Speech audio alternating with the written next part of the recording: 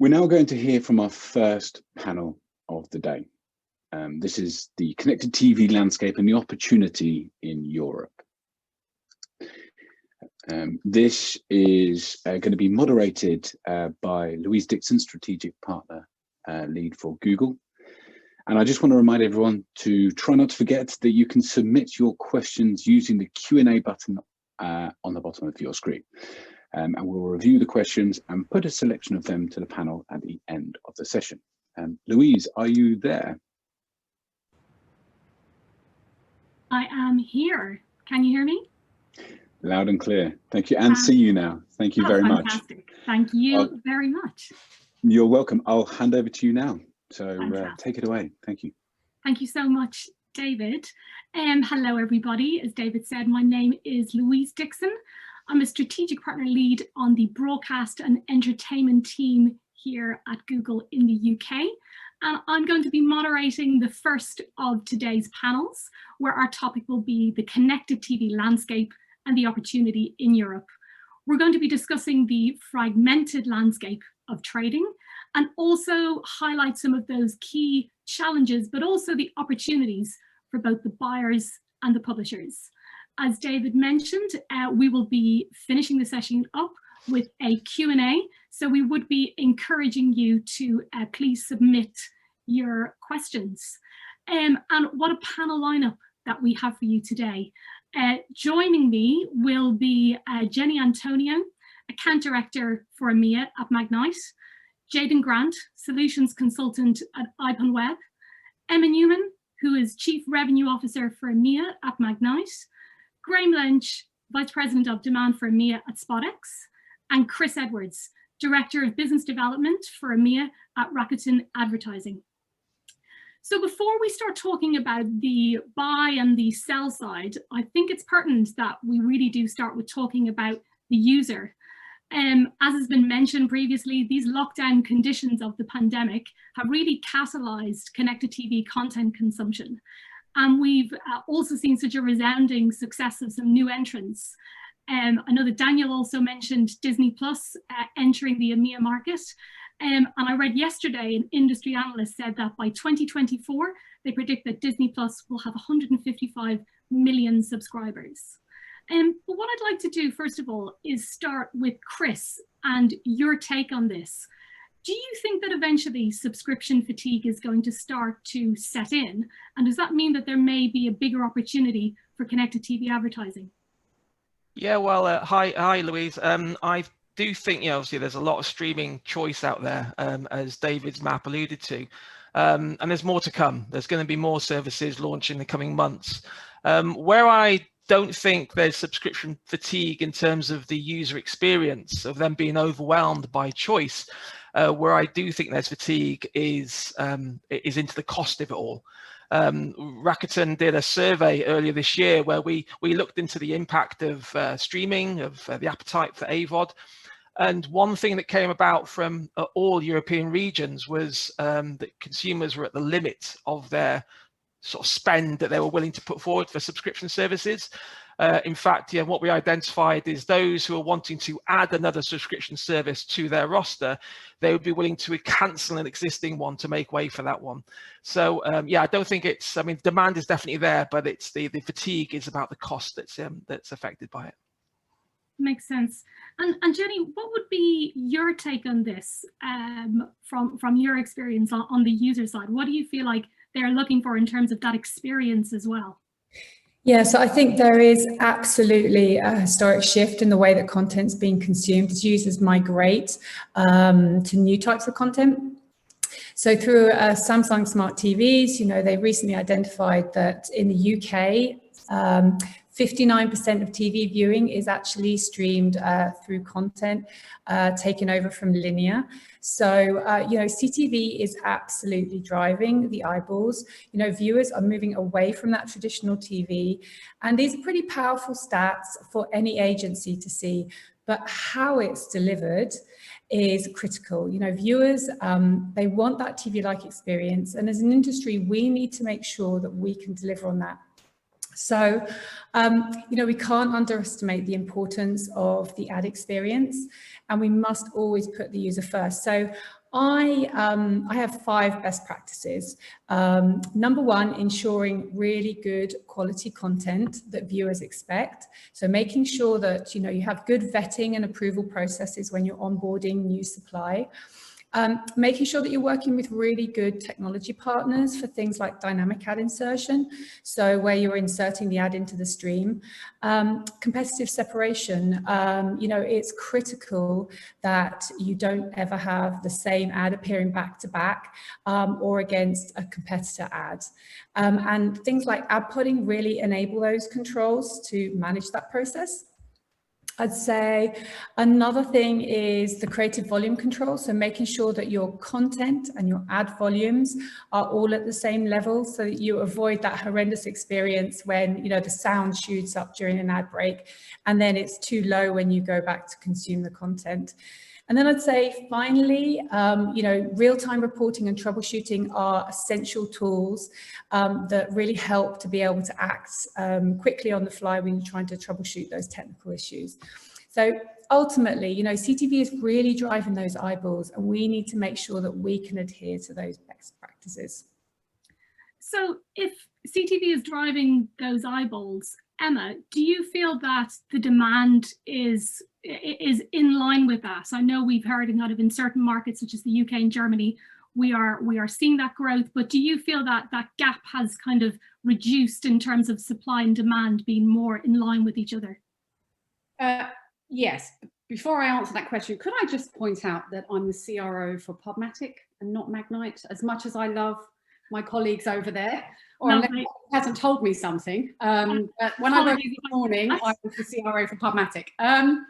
But let's get back to your question. So I do think that buyer behaviour is changing.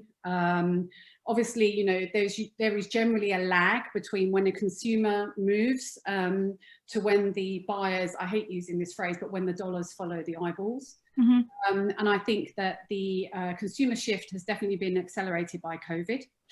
But I also think the buying behaviour has been accelerated by COVID as well. So maybe that delay won't be quite as large as we've seen in the past. I definitely think that, buyers are starting to see that this is where their audience is. So they are shifting budgets. But on the other side, I don't think it's a total shift. So I don't think they're moving everything out of linear television into connected television.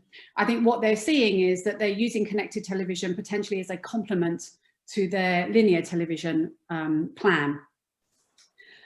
But I also think the buyers are struggling slightly, because this is quite new to everybody, in really trying to understand where to buy, what to buy, and why to buy it. And I think that once we can, once we've got a bit more experience in this space and we can start to answer those questions, then I definitely expect to see more budgets moving into this space. So one thing that that Daniel would have mentioned in his presentation as well is that he said that half of spend has been transacted programmatically video, but not necessarily connected TV. I want on the kind of the where to buy and what to buy. Can I ask you around the kind of the who to buy? Do you feel like there's an education piece to be done within agencies? Is it sitting with the AB team? Is it sitting with the digital team? Who has the responsibility there?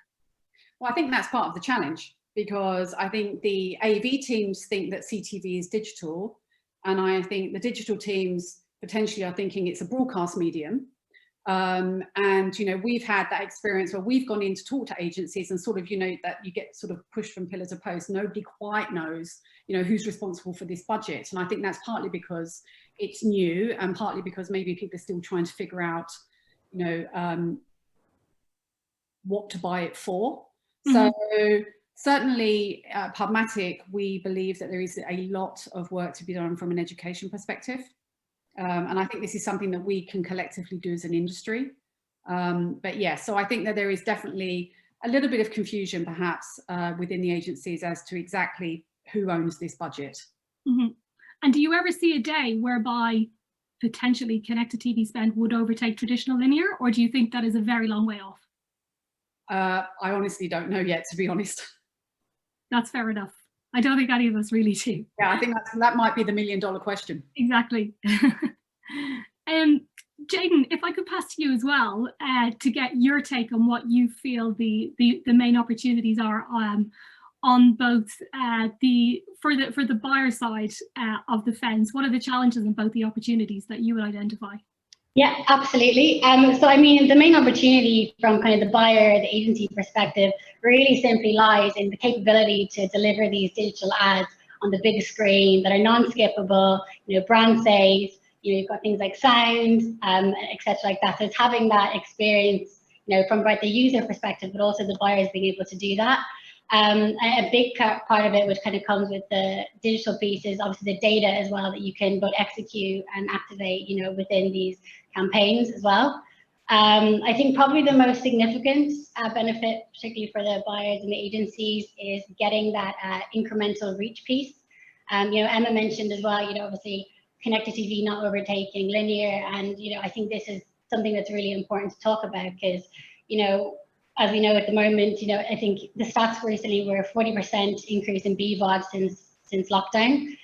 You know, we have those millennials, they're tough to find. They're not on the linear stream, so they're obviously going to the kind of more the streaming side of things. So, you know, the audiences that you typically would find on your traditional TV, you're able to find them on the linear, sorry, not on the linear, on the CTV. So really, just back to the point of, you know, CTV is meant to complement linear, not overtake it. Well, certainly not for now. So yeah, a lot of the benefits really just come from those digital capabilities that you see being delivered on the big screen. Mm-hmm. And Graeme, in terms of those opportunities and what you've been witnessing over the last 6 months as well, I believe you would have seen quite significant growth from your perspective, Graeme, correct? Yes, that's very much so. So I would say sort of Q1 2019, we were about 3% of our revenue was CTV across Europe. And in Q3 this year, we're at about 50% of our revenue is now CTV. And I would actually, I'm going to totally disagree with what Julian said at the start in terms of CTV isn't programmatic. Everything we do is programmatic. So all of that revenue is being driven by programmatic tools.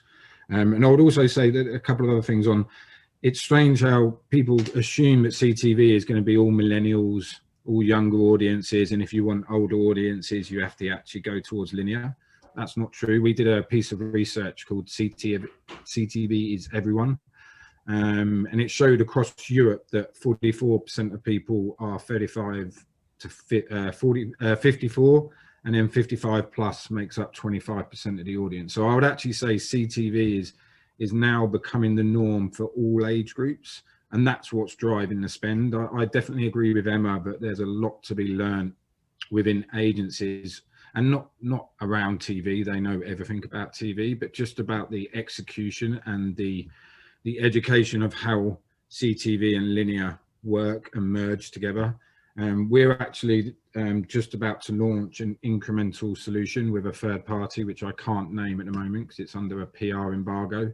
But we will be going to market with an incremental solution that will allow you to buy CTV and your online video and then look at it against your linear TV and your incremental reach. And I think that is probably the most important aspect of what everyone needs to try and do, is to show the value of CTV compared to linear. But are you necessarily seeing that across every market as well? Like, let's kind of maybe take a step outside of the UK and have a bit of a focus on Europe. What are you seeing differently? Yeah, so I think it very much depends. I think the audience wise is very sort of standard across the market, across Europe. In terms of adoption, I think there's a lot of clients which are solely based on the UK, and what we're starting to see, the supply in other markets is starting to grow. But I think that sort of the UK has a much larger supply pool, and then you've probably got France, Spain, Italy and Germany, which are now increasing dramatically, especially Germany. But the problem is people in Germany still watch a lot of linear TV. People in France are obviously IP, they actually work through their telco companies. And people in Spain are very much on their desktop and mobile.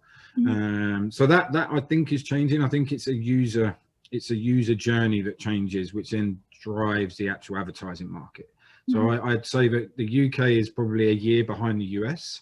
Yes. And then the UK is probably ahead of Germany, which is on its own. And then you have probably sort of the continental Europe, probably a year behind the UK. But I see that changing. You know, everything we run isn't just the UK, it's actually across EMEA anyway. So. Chris, would you agree with those points in terms of where you're seeing the differences across Europe in your own experience? Yeah, absolutely. I agree with what Graeme said there. You know, Rakuten TV is available in 42 markets in Europe, but the main penetration is within the big five. You know, UK, Germany, Spain, Italy, and France. In terms of users, like you touched on, you know, they do vary. UK and Spain, from our perspective, tends to be the ones that are at the forefront in terms of reach and scale. With Germany and France, you know, are coming quite close. There's an adoption that Graeme alluded to between, say, the France and German markets, which is definitely apparent in our business as well. So, you know, in terms of the advertising space and how brands can access it, of course, you know, all 100% programmatic. We would apply pan-European media plans to advertisers just as much as we would for local markets. So, you know, the challenge is maximizing on the audience that you have in each market. But you know, we have that space and reach across all those regions, and it requires us to be a little bit creative, but the growth is definitely there. We've seen exponential growth since January this year, primarily fueled by the pandemic, but also because of the demand for free to view ad-funded content and quality content at that. Jenny, can I get a quick point from you as well in terms of what you're experiencing with markets being at different stages of growth? Yeah, well, we're seeing a lot of players coming into the market that are taking advantage of that AVOD. You know, they're all looking at how they can make money programmatically and sort of working out the best way to do that. And, you know, we're seeing, especially with territories like Spain, where there's real opportunity, again, to mirror what Graeme and Chris said. We know they're heavy streamers. SVOD is still very strong there, but we're seeing real opportunity with the likes of Pluto, where they're about to launch right now. They're leveraging a lot of their Latin American content, plus they're also building out local language content too. Duke Media is another example of that. But I think the most important thing is that people don't always want to watch content in English. So that's something to also be aware of. And definitely buyers are dipping their toes into the CTV space. So, you know, they're preferring to buy that from local publishers with local language. So again, to reiterate, there's definitely an education piece there. I think France is a really interesting market as well, especially as the new French laws change. That will allow the national broadcasters to be able to be on the same terms as the likes of Google and Facebook, serving targetable ads. And I think slowly that will start to open up the programmatic pipes as well. So I think, yeah, it's an exciting time to watch the CTV space unfold and develop in these markets. And Jaden, finally, if I could pass to you, it is an extremely exciting time, but what type of advice are you giving to broadcasters that you're working with right now?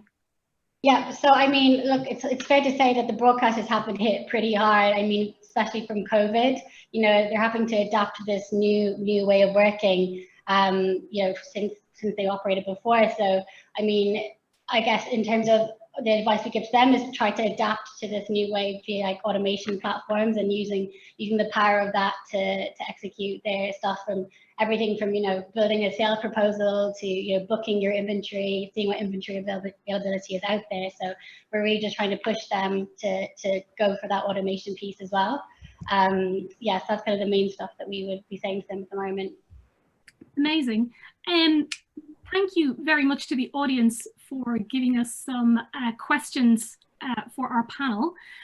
So I'm going to turn to the Q&A now. And the first of these is, the panel has mainly compared connected TV to linear TV. How does the panel think connected TV compares to other video sources? Should brands be replacing outstream video, for example, with CTV on their plans? Emma, maybe do you have a view on that one? But I think that it's not an either or. I think I mentioned before, it's an and potentially. So I'm not sure that I would recommend anybody replace one with the other. I think what people need to think about is with all media planning is what audience are you trying to achieve, and what is the objective and the KPI of your campaign. And then you work either with your agency or directly with the publishers to understand what's going to deliver that desired outcome for you, and you build your plan around that. So I don't want this to be CTV versus linear. I don't think that's how any of us view it. So it's really just thinking about what is it you want to try and achieve, and then build your plan accordingly. Perfect. Anything to add from any of other panelists on that point?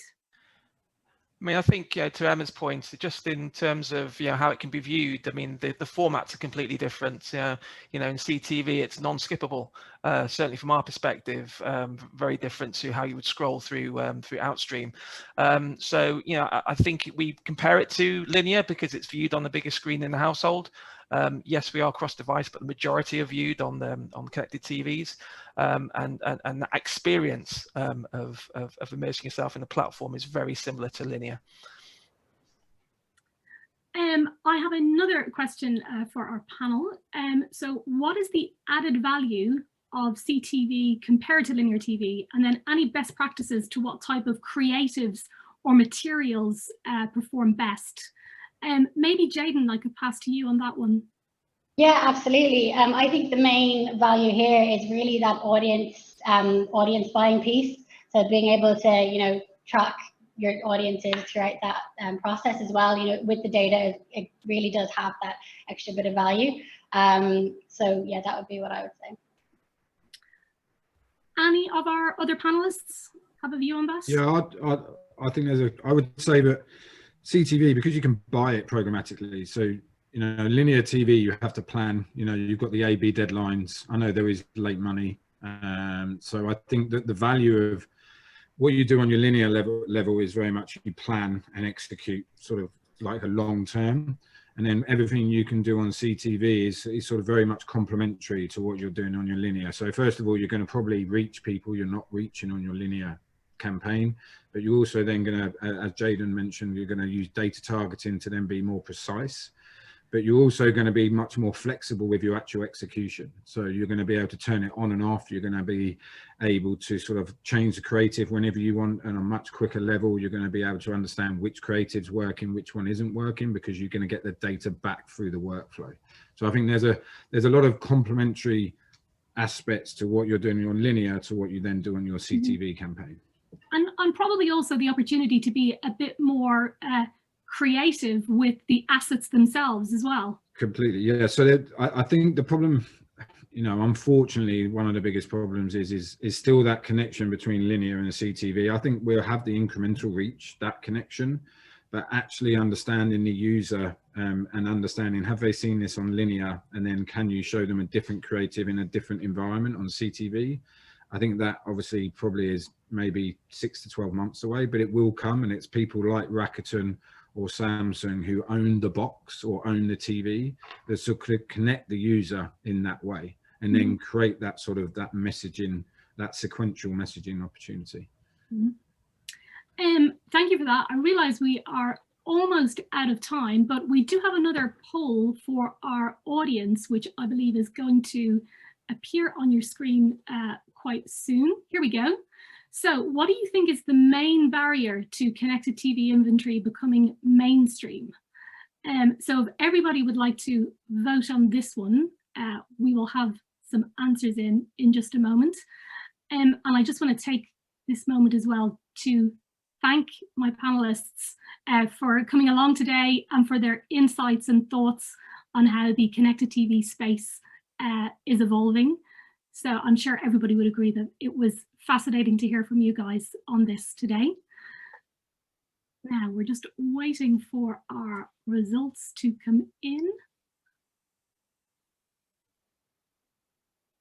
Oh, there we go. So quite close on some of these. So what do you think is the main barrier to connected TV inventory becoming mainstream? And the fact that this is a fragmented market. I know this came up quite a bit today, 36%. Then at 26%, both hard to measure and not enough scale, and then 13% targeting restrictions. So some quite close there in terms of our audience view on this. So again, thank you very much to my panelists for this session. And with that, let me pass back to David. Thank you very much, Louise. What a great panel. I really enjoyed that session and some really interesting points made. And I'm sure many people will be heeding your advice, I hope, all of you. But I just wanted to point out there, actually, the really interesting thing around the barrier that was mentioned, which was fragmented market. It comes back to what Daniel said at the start. We all need to work together to kind of fulfill the opportunity that is in CTV. I'm just coming back to Daniel's presentation as well. He quoted a couple of reports, IAB reports, one being the programmatic ad spend report and also attitudes towards programmatic report. Both of them are available on IAB Europe's website. So if you're looking for further information around a number of the topics that were spoken about on that panel and in Daniel's report, please go to the IAB Europe's website.